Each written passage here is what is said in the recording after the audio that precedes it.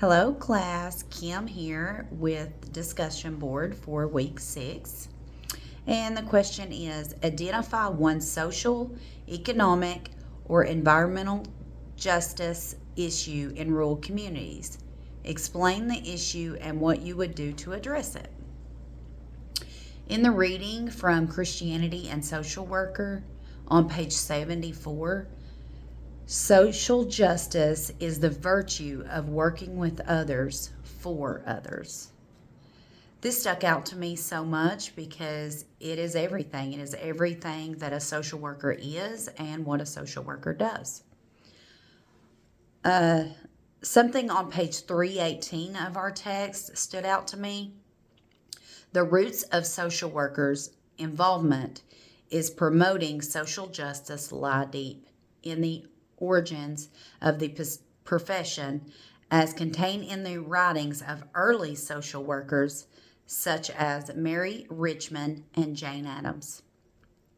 When I decided that I wanted to be a social worker, it was to advocate for individuals who may or may not have a voice. I want to stand in the gap. I want to stand in the gap for social justice against social injustice. Social, economic, and environmental issues often overlap. In our text on page 306, it discusses 3 kinds of barriers that social workers may face when improving social justice. One of the 3 is about individuals with social and political power in small communities. They tend to strongly resist efforts to diminish their control over local residents. Sometimes money and power can overlap, and often individuals with money and power look down on lower class or minorities.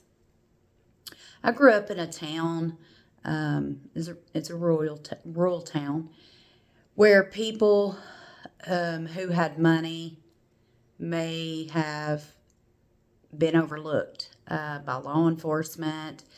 They may have had better health care, specifically in emergency department. For example, if a judge or a well-known banker were to seek medical assistance, they may be served first, regardless of the severity of the medical need. Or if a well-known businessman was caught out drinking and driving, he may be able to have the officer take him home without any charges, whereas somebody with no political power or a lower class may be taken to jail. A social worker may address these issues by helping to shape policies and advocacy at a macro level. In our text on page 371, it discusses how the idea is embedded in the NASW Code of Ethics. In ethical standards promoting responsibility to the broader society in terms of social welfare, participation in shaping policies, assisting in emergencies, and involvement in social and political action. And this is how I would address social, economic, and environmental issues in rural communities. Thanks.